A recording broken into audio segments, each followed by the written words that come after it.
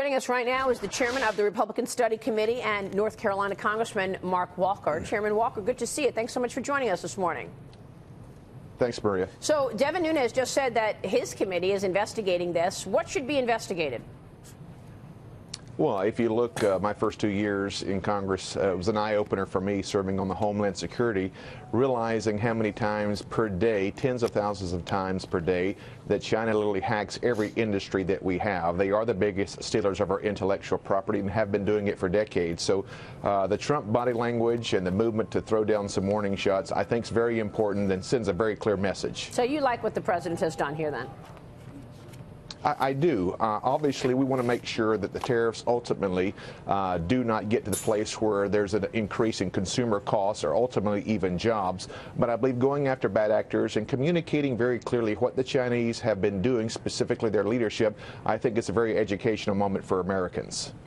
Congressman, it's Dagan McDowell, though. If China retaliates, they've already started talking about tariffs on pork, but then what about hogs? That would hammer the very people in your state. And if they do retaliate, they will go after those states and those places who voted for President Trump.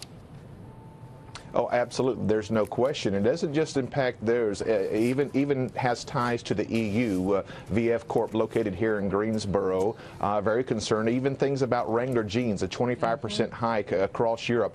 This ultimately, we know that free trade is very important. We have to be careful here. But sending a shot across the bow, I am glad to see that these what we thought was very wide scopes tariffs have been narrowing, and we want to make sure that it doesn't unroll or disembark the good work from regulatory relief and the tax reform that we've seen already. But I mean, do you think that $3 billion in tariffs that China has promised last week, was that just a gesture? I mean, obviously it's not commensurate with $60 billion in tariffs that the U.S. is talking about. It's $3 billion. So is China just saying we're not rolling over, but we're also not going to do anything to mess with this $375 billion surplus that we have?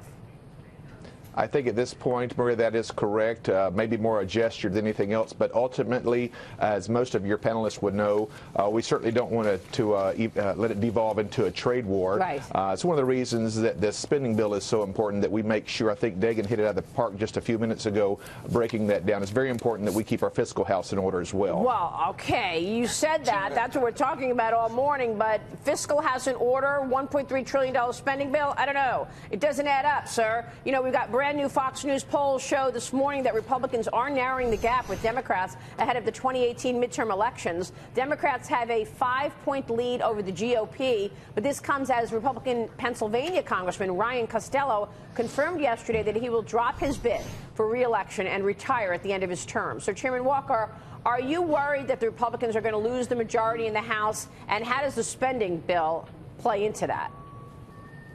Well, I think that's secondary. I think ultimately what we need to be doing as members of Congress is fulfilling our promises and let the chips fall where they may.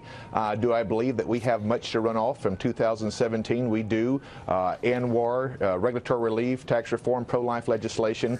But if Republicans get to the mindset that we can spend like the Democrats do and not do anything from here to November, I think that would be cataclysmic. I think it's very important to continue to build on those promises. The Republican Study Committee is coming back with a great fervor, pushing for a balanced budget amendment. We'll also develop our own Republican Study Committee budget that's going to be much more in tune and balancing, hopefully in 10, 11, at the most 12 years. It's very important that we communicate these principles to the American public if Republicans want to keep the majority. Well, we want to talk about this because we all have problems with this spending bill, sir. I mean, the economy will obviously be a big issue in the midterms, and the president is tweeting about this morning. Here's what the president said just a few minutes ago. The economy is looking really good. It has been many years that we have seen these kind of numbers. The underlying strength of companies has perhaps never been better. Do you agree with that? And do you believe that if we keep running up all of these deficits, that that's going to cut into the growth? I believe temporarily we are seeing some wonderful economic recovery news. However, if you look out just a few years, our mandatory spending has gone from about a third of our budget to closing in to 75, 76% of our budget.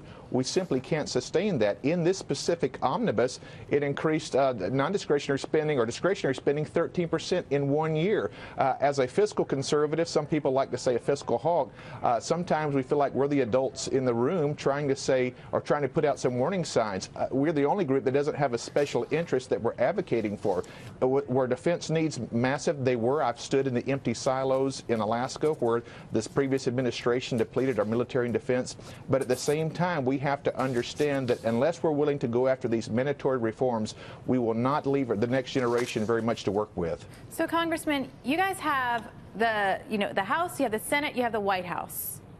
And if you can't get this through now, when are you going to get it through? And how is it going to be different 8 months from now than it is right now? Because it seems to me that if you couldn't have gotten it done this time, how are you going to get it done?